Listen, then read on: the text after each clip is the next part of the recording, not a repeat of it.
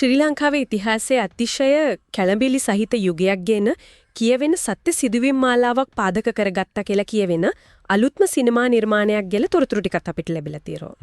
2026 දී තිරගත වෙන්න නියමිත ෆාදර් චිත්‍රපටය. දැන් මේ වගේ කතා අපි මීට කලිනුත් දැකලා තියෙනවා. ඉතින් අද අපි බලමු මේ ලැබිලා දින තොරතුරු ටික එකට ගලපලා මේක තවත් එක පරිගැනීමේ කතාවක් විතරද නැත්නම් ඊට එහා ගිය දෙයක් තියෙනවද කියන එක. ඔව් මේ කතාව මේක හදන අධ්‍යක්ෂකවරයා නලු නිලි පිරිස දිහා බැලුවම අපිට ඊට වඩා ගැඹුරු දෙයක් බලාපොරොත්තු වෙන්න පුළුවන්ද? ඒක තමයි වැදගත්ම ප්‍රශ්නය. මොකද මේ චිත්‍රපටයේ පසුබිම ඒක නිකන් පසුබිමක් නෙමෙයි. ඒක තමයි. 1970 දශකයේ ඉඳන් 90 දශකයේ දක්වා විශේෂයෙන්ම අර 1988 89 භීෂණ සමය. ඒක තමයි මේ කතාවේ හදවත වෙන්න ඕනේ. හරියටම. ඒ කාලේ කියන්නේ රාජ්‍ය විරෝධී කණ්ඩායම් අපරාධකාරයෝ මේ හැමෝම අතර සීමා මායිම් සම්පූර්ණයෙන්ම බොඳ වෙලා ගිය අතිශය ප්‍රචණ්ඩකාරී යුගයක්. එහෙනම් අපි කෙලින්ම මේ වේදිකාව උඩ දිගහැරෙන කතාවට යමු. ආරම්භක තොරතුරු වල හිටියද කතාවේ කේන්ද්‍රීය චරිතය ඩෙස්මන්ඩ් ගුණසේකර. 1970 දශකයේ ගම්පහ පැත්තේ ජීවත් වෙන ආගමට දහමට නැඹුරු බොහොම සාමාන්‍ය තරුණයෙක්. මේ සාමාන්‍ය බව හරිම වැදගත් වගේ නේද? අනිවාර්යෙන්ම ප්‍රබල කතාන්දර හැම විටම වගේ ගොඩ නැගෙන්නේ සාමාන්‍ය මිනිස්සු අසාමාන්‍ය තත්ත්වයන්ට මුහුණ දෙනකොටනේ. ඔව්. ඩෙස්මන්ඩ්ගේ ඒ සාමාන්‍ය ජීවිතය තමයි ප්‍රේක්ෂකයාට මුලින්ම සම්බන්ධ වෙන්න පුළුවන් තැන. ඔහුගේ ලෝකයේ බිඳ වැටෙනකොට ඒකේ බලපෑම අපිට දැනෙන්න පටන් ගන්නේ නිසා. ඒ බිඳ දැටීමේ ආරම්භය සනිටුහන් වෙන්නේ අහම්බු සිදුවීමකින්. ඩෙස්මන්ඩ්ට ප්‍රදේශයේ බලවත් අපරාධ කල්ලියක නායකයෙක් වෙන ඥානයෙක් එක්ක ගැටුමක් ඇති කරගන්න සිද්ධ වෙනවා. පුංචි ගිනිපුපුරක් වගේ. ඔව් මෙතනින් තමයි ඒ ගිනිපුපුර පත්තු වෙන්නේ. ඔව් ඒත් ඒ ගිනිපුපුර ලැබුගින්නක් බවට පත් කරන්නේ රටේ දේශපාලන වාතාවරණය. ඒක පුද්ගලික ආරවුලක් විදිහට පටන් ගත්තට ඊට පස්සේ අර 1988 89 භීෂණ සමය කියන දේශපාලන කුණාටුව මැදට මේ ආරවුල ගසාගෙන යනවා. එදුබට ඒක තවදුරටත් පුද්ගලයන් දෙන්නෙක් අතර ප්‍රශ්නයක් නෙමෙයි. මෙන්න මේ කාරණේ තමයි මාව ඇත්තටම මේ කතාවට ඇදලා ගත්තේ. භීෂණ සමයේ උච්චතම අවස්ථාවට එනවත් එක්කම ඥානය වගේ අපරාධකාරියෝ දේශපාලන බලය අල්ල ගන්නවා. දූෂිත පොලිස් නිලධාරීන්ගේ ආරක්ෂාවත් එක්ක. හරියටම. ඔවුනේ බලය පාවිච්චි කරලා ඩෙස්මන්ඩ්ගේ පවුලේ අය යාළුවෝ එකින් එක ඝාතනය කරනවා. අර සාමාන්‍ය තරුණයාගේ මුළු ලෝකෙම ඔහු වටා ගිනි අරන් කඩා වැටෙනවා. මෙතනදී තමයි පුද්ගලයෙකුගේ අසරණකමේ උපරිම අපිට පේන්නේ. හිතන්න යුක්තිය ඉටු කරන්න තියෙන එකම ආයතනය, ඒ කියන්නේ නීතියත් අපරාධකාරයාගේ පැත්තේ ඉන්නකොට සාමාන්‍ය මිනිසෙක්ට මොකද වෙන්නේ? ඔව්. යුක්තිය හොයාගෙන යන්න තියෙන හැම දොරක්ම වැහිලා. ඒක තමයි ඒ යුගයේ නිර්වත් ඇත්ත. පුද්ගලයා සම්පූර්ණනම පද්ධතිය විසින් අත්හැර දමනු ලබනවා. ඉතින් මේ හැම දෙයකම ප්‍රතිඵලයක් විදිහට තමයි ඩෙස්මන්ඩ් Tamanගෙම යුක්තියම අවතක් තෝරගන්නේ. මුලාශ්‍රවල මේක හඳුන්වලා තියෙන්නේ බිහිසුණු සහ උත්ප්‍රාසාත්මක පරිගැනීමක් කියලා. ඒ වචන දෙක එකට යොදන එකෙන්ම ලොකු දෙයක් කියවෙනවා. ඔව් බිහිසුණු කියන එක අපිට තේරුම් ගන්න පුළුවන්. ඒත් උත්ප්‍රාසාත්මක. ඒකෙන් මොකක්ද අදහස් කරනවා ඇතිද? ඔතන තමයි මේ කතාවේ ගැඹුර තියෙන්නේ කියලා මට හිතෙන්නේ. බිහිසුණු කියන එකෙන් පරිගැනීමේ ප්‍රචණ්ඩත්වයේ දරුණුකම කියවෙනවා. හරි. නමුත් උත්ප්‍රාසාත්මක කියන වචනයෙන් කියවෙන්නේ ඒ පරිගැනීමෙන් පස්සේ ලැබෙන ප්‍රතිඵලය අපි බලාපොරොත්තු වෙන අර සරල ජයග්‍රහණයක් නෙමෙයි කියන එක. ඒ කියන්නේ දුෂ්ටයාව මරලා වීරයා දිනන සුපුරුදු අවසානයක් මේකේ නැහැ කියන එකද? බොහෝ දුරට. ප්‍රේක්ෂකයාට ඒ සතුට ඒ තෘප්තිය ලැබෙන්නේ නැති වෙන්න පුළුවන්ද? හරියටම. උත්ප්‍රාසය වෙන්න පුළුවන් ක්‍රම කීපයක් තියෙනවා. එකක් තමයි ඩෙස්මන්ඩ් යුක්තිය ඉටු කරන්න ගිහින් ඔහු Taman සටන් කරපු ඥානයේ වගේම අමනුෂ්‍යයෙක් බවට පත්වීම. තිරිසනෙක් එක්ක සටන් කරලා Tamanව තිරිසනෙක් වෙනා වගේ. ඔව්.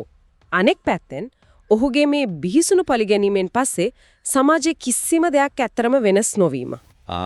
හරි. ඔහු ඥාණයෙන් පලිගත්තත් ඒ වගේ තවත් ඥාණයලා සිය ගාණක් බිහි කරන දූෂිත ක්‍රමය එහෙමම ඉතුරු වෙනවා. එතකොට ඔහුගේ පරිගැනීමෙන් ඇත්තටම ඉටුනේ මොකද්ද? ඒක නිකම්ම ප්‍රචණ්ඩත්වයේ චක්‍රය තවත් ඒක වටයක් කරකවීමක් විතරද? ඔන්න ඔය ප්‍රශ්නේ තමයි උත්ප්‍රාසය කියන වචනේ ඇතුලේ හැංගිලා තියෙන්නේ. ඒක නම් ඇත්තටම හිතන්නට පොළඹවන කාරණයක්. ඒ වගේ අවදානම් සංකීර්ණ තේමාවක් එක්ක වැග කරන්න නම් ඒක පිටිපස්සින්න නිර්මාණකරුවත් විශේෂ කෙනෙක් වෙන්න ඕන. ඔව් ඔතනින් තමයි මේ චිත්‍රපටය ගැන තියෙන කුතුහලය තවත් වැඩි වෙන්නේ. මේක අධ්‍යක්ෂණය කරන්නේ චමින්ද ජයසූරිය. විශේෂත්වය තමයි මේ ඔහුගේ මංගල සිනමා අධ්‍යක්ෂණය වීම.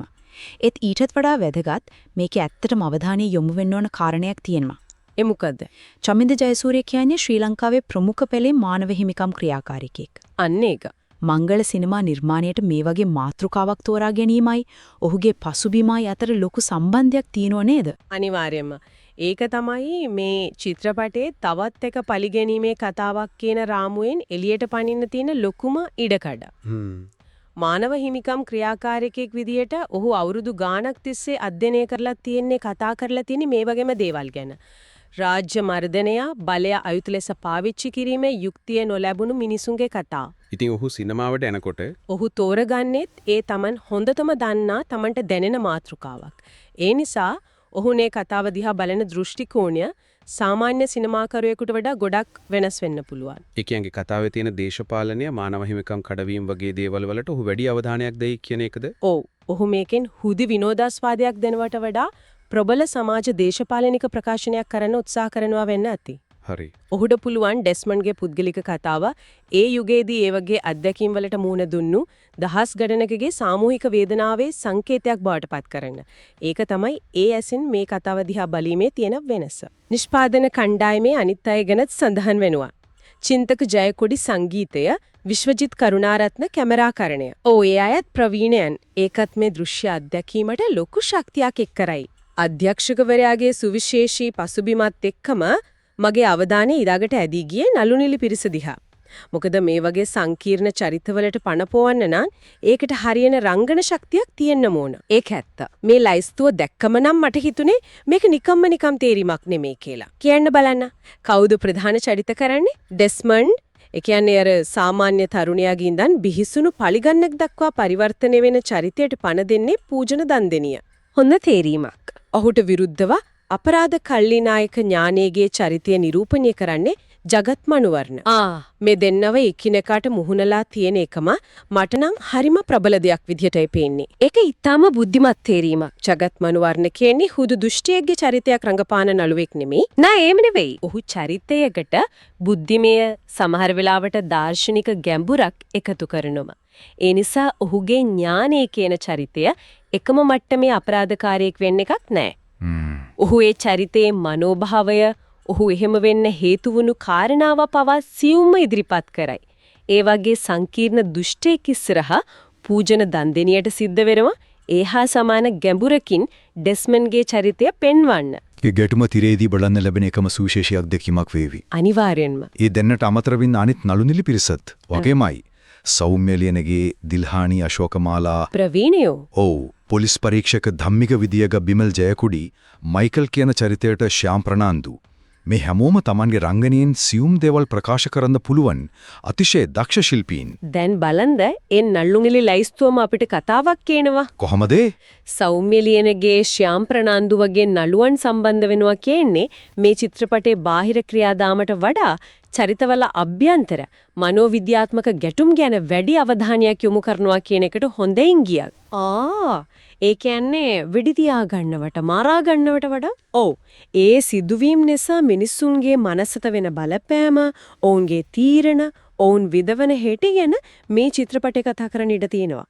අධ්‍යක්ෂකවරයා නළුනිලියෙන් තෝරලා තියෙන විදිහෙම පේනවා ඔහුට අවශ්‍ය වෙලා තියෙන්නේ ප්‍රබල ස්තර ගණනාවක් තියෙන රංගනයක් කියන එක. එහෙනම් අපි මේ කතා කරපු හැම දෙයක්ම එකට එකතු කරලා බලමු. අපේ මුල් ප්‍රශ්නේ වුණේ මේක තවත් එක පරිගණීමේ කතාවක්ද නැත්නම් ඊට එහා ගිය දෙයක්ද? අපිට දැන් තියෙනවා භීෂණ සමය වගේ දේශපාලනිකව පුපුරන සුළු පසුබිමක්. යුක්තිය සහ පරිගණීම ගැන උත්ප්‍රාසාත්මක විදිහට හිතන්න පොළඹවන කතා තේමාවක්. මානව හිමිකම් ක්‍රියාකාරකයෙක්ගේ අධ්‍යක්ෂණයක්. ඔව්. ඒ වගේම චරිතවලට ගැඹුරක් දෙන්න පුරුවන් ප්‍රබල නළු කැලක්. මේ ඔක්කොම එකට ගත්තම උත්තරේ මොකද්ද? උත්තරේ පැහැදිලි වගේ නේද? මේ සියලු සාධක එකට එකතු වුණාම අපිට බලාපොරොත්තු වෙන්න පුළුවන් වෙන්නේ සාමාන්‍ය රාම්වෙන් පිටපනින නිර්මාණයක්. හරි.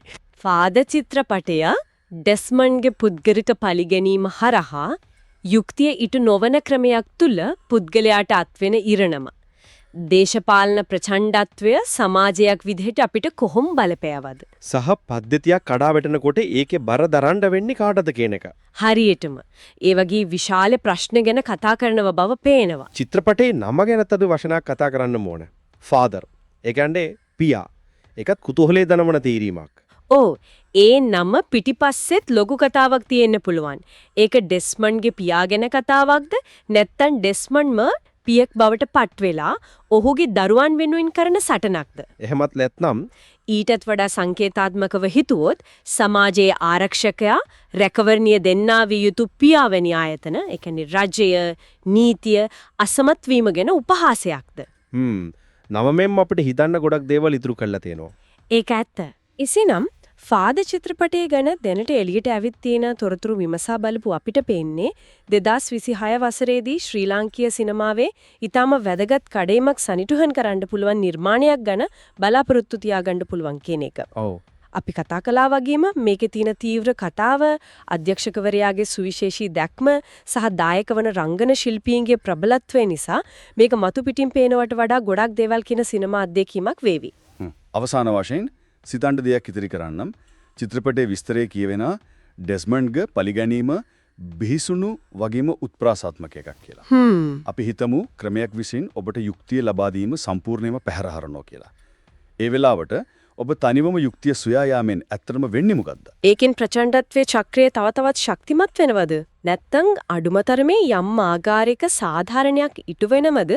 ඒ පලිගැනීමෙන් පස්සේ පලිගත්ත කෙනාට ඉතිරි වෙන්නේ මොන වගේ හිස්කමක්ද?